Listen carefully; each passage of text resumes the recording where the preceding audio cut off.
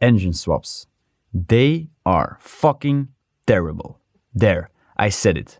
Sure, those extra ponies under the hood might make you happy, but don't. Just don't. They are always more expensive than you think. They always end up being more complicated than you initially anticipated, and the uncertainty of you even completing the swap will rob you of your sleep for many, many hours. I am warning you, don't. But hey, if you want to be stupid like me and do it anyway, watch my videos so at least you don't make the same mistakes as I did.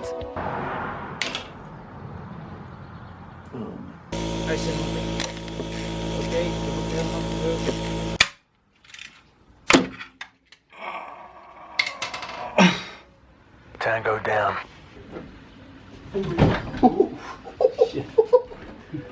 Hey kameraad.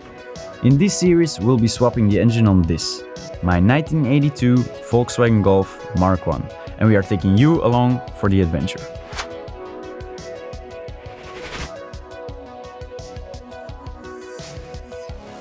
This is my Volkswagen Golf Mk1. It was the first car I bought right after I got my driver's license, and I still cherish it to this day.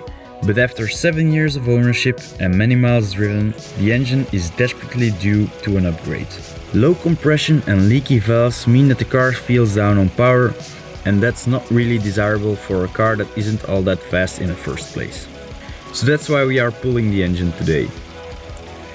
But before getting into the action, I opted to go on a goodbye drive for this engine to a car wash.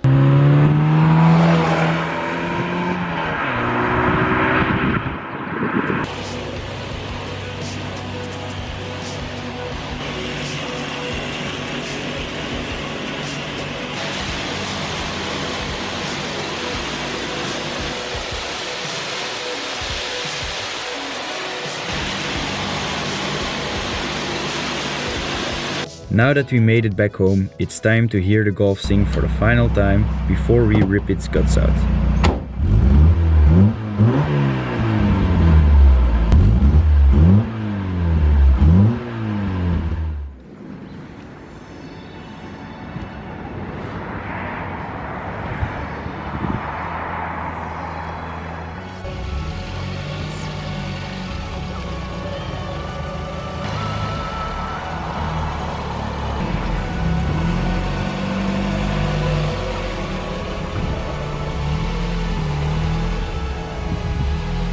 She's in the garage, so it's time to get the spanners out and get to work.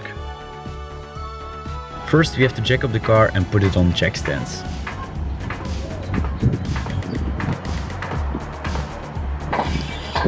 We're lowering the car on a piece of wood because it's too low for the jack to reach under. Then, when we get enough clearance, we fully jack it up and lower it onto the jack stands. Just a nifty little trick for you low boys out there.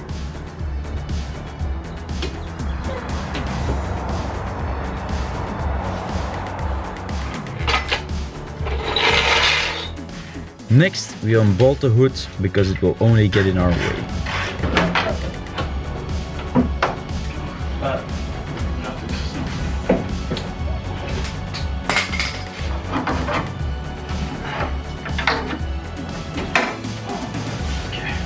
Draining coolant is what's next. When doing this, make sure the car has had enough time to cool down because you don't want to burn yourself. A lot of pressure can remain on the system even after quite some time, so be careful.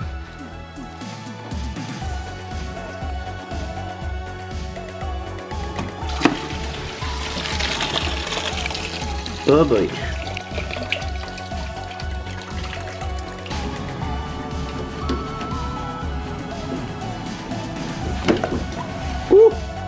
Dat was warm. Now that the radiator is emptied, it can be unbolted and removed.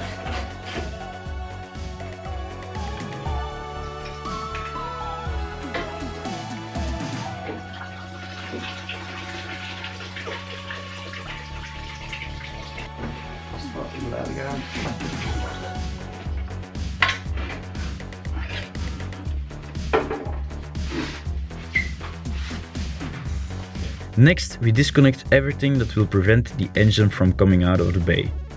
coolant hoses, the carburetor, electrical connections and fuel lines, it all has to be disconnected. Make sure you label everything thoroughly so it's easy to put back together afterwards, and put all the disconnected nuts and bolts in a safe and organized place.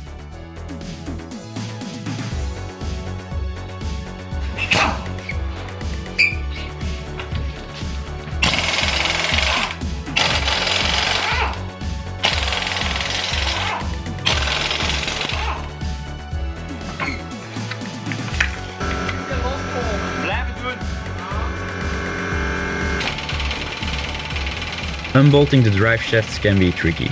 To undo the central nut, it's helpful to have a friend standing on the brake pedal to keep everything from spinning while you try to break loose the nut.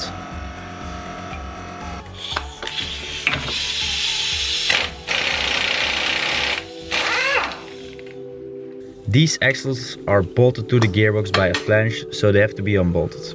When doing this, be careful that you don't strip the inside of the bolt, or you'll be busy for a long time.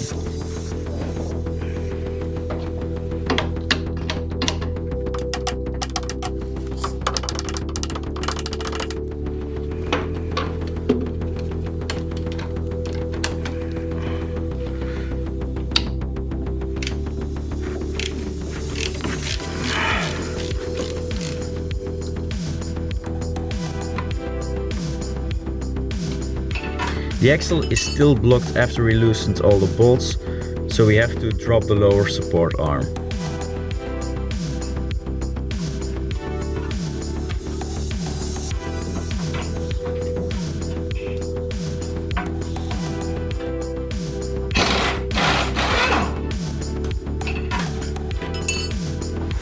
Just smack the devil out of it.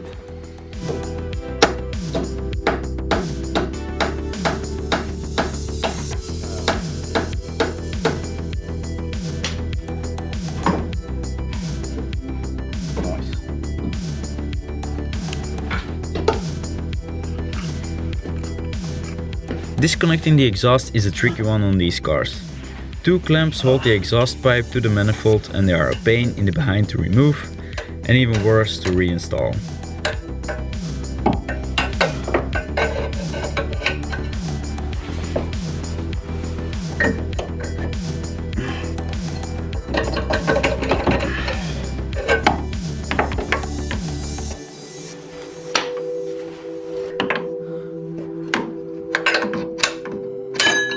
Uppatee!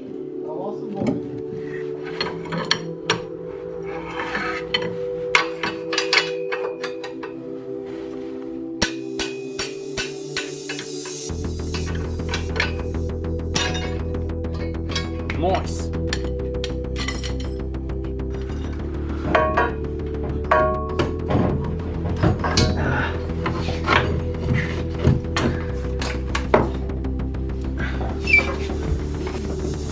We refitted the wheels so the chassis could be lowered on the ground again.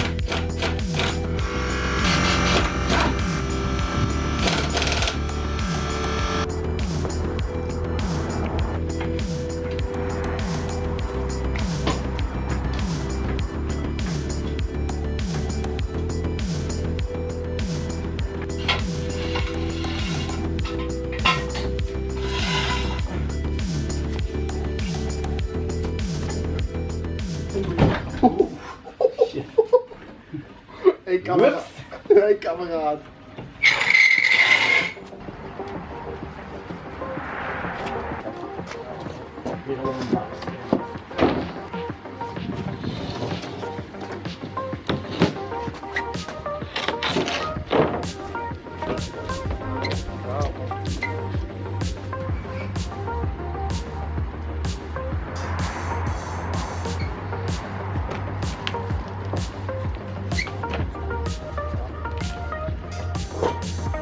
The engine is ready to be pulled, but the sad thing is that I don't own an engine crane.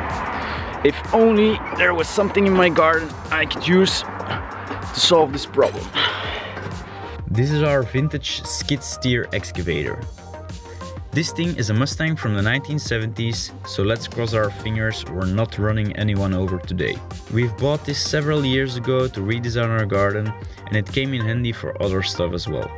It has gone through a mini restoration since we bought it, and it has been a trustworthy companion ever since. So we are gonna use this thing to pull the engine, but to get it started we need to get a heat gun into the intake because she needs a little bit of warmth to get started.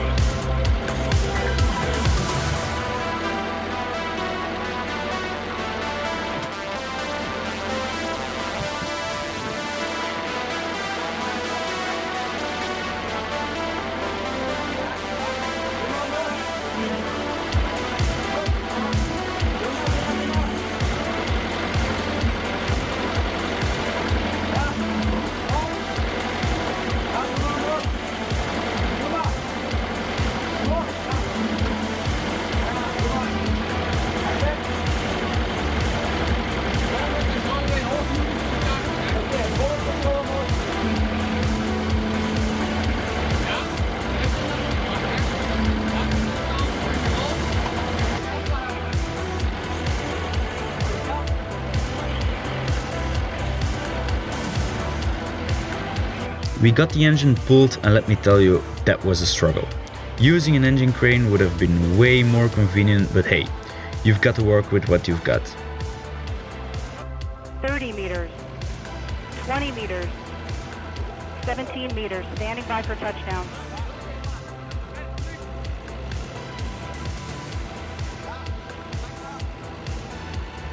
Touchdown confirmed.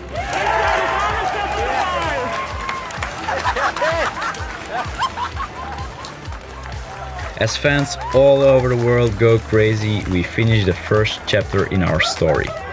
In the next episode, we'll reveal the new engine and try our best to throw it in this thing. Thank you for watching, and until next time.